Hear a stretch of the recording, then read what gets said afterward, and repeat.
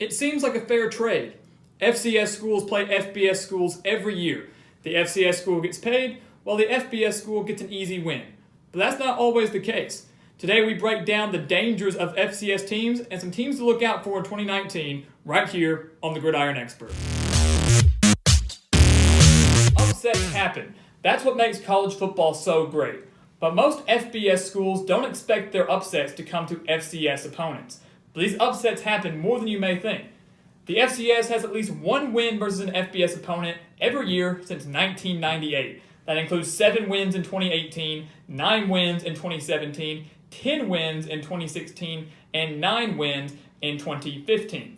Since the split to 1A and 1AA in 1978, the FCS has 195 wins versus FBS opponents. That includes 89 wins versus Power 5 teams or independent teams. So those two combined, 89 times they've beaten a Power 5 or independent team since 1978. Now, of course, all of these upsets maybe aren't as big as some of the most historic FCS over FBS upsets in history. The biggest, of course, being Appalachian State's win over number 5 Michigan back in 2007. Of course, Appalachian State now a member of the Sun Belt Conference, but at the time, they were a part of the FCS, and that probably will go down as one of the best, if not the biggest upset in college football history. Of course, you have Georgia Southern beating Florida in 2013, 26-20. You have James Madison beating Virginia Tech, who was number 13 at the time, in 2010, 21-16 as 32.5-point underdogs. So we have some bigger, grander scale upsets of FCS over FBS, but sometimes you have some that are just over a group of 5 teams. But nonetheless, these teams are still a member of the FBS, and when they lose to an FCS opponent, it is a major upset, regardless of how good that team is, regardless of what conference they are in. And here we have some of the biggest FCS threats to FBS schools in 2019 and really over the course of history. And we'll start up here with probably the biggest name that everybody knows, North Dakota State, who has been the biggest threat to FBS opponents and by far the most dominant force in the FCS over about the past decade or so. They actually just lost their head coach in Chris Klieman, who took the job at Kansas State, led the Bison to multiple national championships in the FCS, but they are 9-3 versus FBS opponents, and that all started back in 2006. So that was the first time they played a 1A school, and they are 9-3 since that time. Of those 9 wins, they have an average margin of victory of 11.9 points. So they're not just barely beating some of these schools, they are taking care of business. They're also on a 6-game win streak versus the FBS. That's extremely impressive. Now, will that success carry over? They do not play an FBS school this year. Will it carry over now that Chris Klieman has left? We'll have to wait and find out the next time they play that. But some of their most notable wins are probably their biggest, the win over number 13 Iowa, a 23-21 victory in 2016.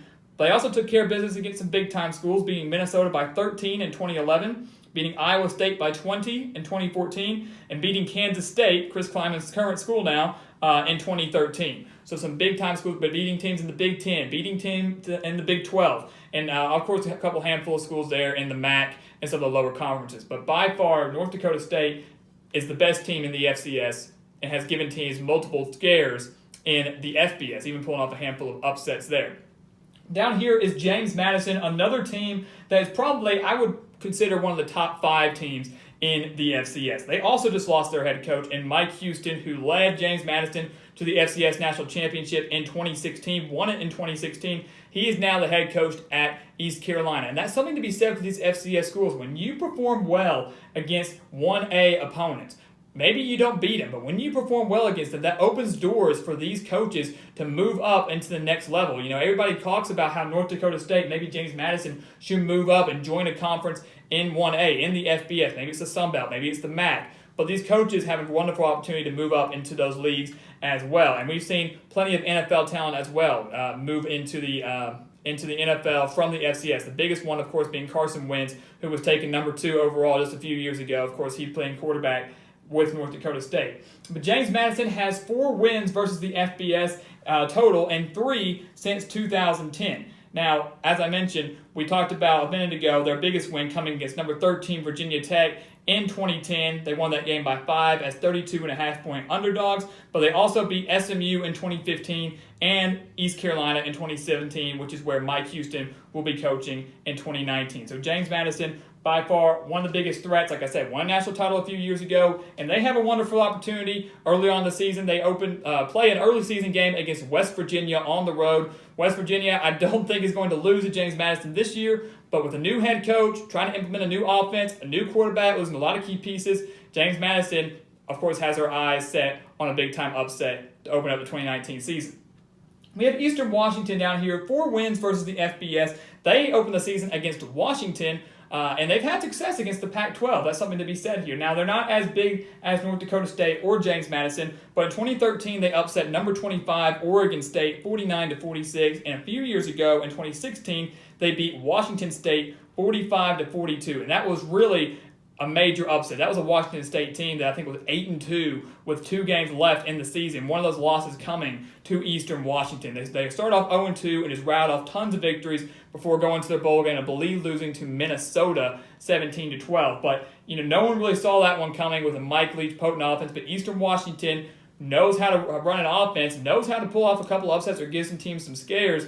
Maybe they can do that to Washington this season, but I highly doubt it with Chris Peterson and Jacob Eason taking over. But they also know how to produce some talent as well. A few years ago, if you remember, Vernon Adams, who transferred from Eastern Washington to play quarterback at Oregon, was a product of the Eastern Washington system. So some more FCS talent making some major strides and making an impact in the FBS.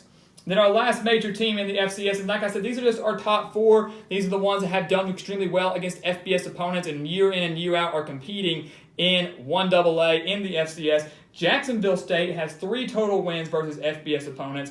Their biggest coming back all the way back in 2010 when they won 49-48 against Ole Miss in double overtime. And I remember watching that game way back when. It was a phenomenal game, and really that was kind of the beginning of the decline for Ole Miss. 2009 was not a bad year for them, and in 2010 is really when they started to tank before the Hugh Freeze era came in just a few years later, and he built them back up. But they also, if you remember, back in 2015, gave number 6 Auburn a major scare at Jordan-Hare Stadium. They took the Tigers all the way to overtime, a game Jacksonville State should have won, and that could have ranked up there as one of the biggest upsets alongside Appalachian State over Michigan. But they weren't able to get the job done. Auburn survived that game, but it showed a lot of vulnerabilities. A year that Auburn was supposed to compete for an SEC title, maybe even a playoff spot, that game against Jacksonville State ruined that, even though they took care of business. I think they fell from number 6 to number 18 in the rankings after that narrow win over Jacksonville State. So these are by far some of the biggest FCS threats going into 2019 and have been for the past couple of years. And down here we have one major fun fact that we want to add in there. No team has been worse against the FCS than Army, who has 11 losses versus 1AA schools since 1986. They had 2 losses in the same season to FCS schools in 1987 and back-to-back losses versus 1AA schools in 2014 and 2015. In 2014, they lost to Yale. In 2015, they lost to Fordham. So Army struggling against the FCS, but you will not see that anytime soon as Jeff Monken has built up, West Point has built up this Army team and made them extremely relevant, not just in the independent, but on the national stage. We saw what they did last year against Houston in their bowl game. Major expectations coming in 2019. There are 114 matchups between FCS schools and FBS schools this year. We mentioned how many times they've won. So a game against an FCS team is not always a surefire victory. And you can bet your money that out of those 114 matchups, there will be a handful of upsets. Maybe not over Power 5 schools, but over FBS opponents, there will be multiple FCS wins. And that's what makes college football so great and so unpredictable. So as always, guys, thank you for watching. Please continue to like, comment, and subscribe. And we will see you next time here on The Gridiron Expert.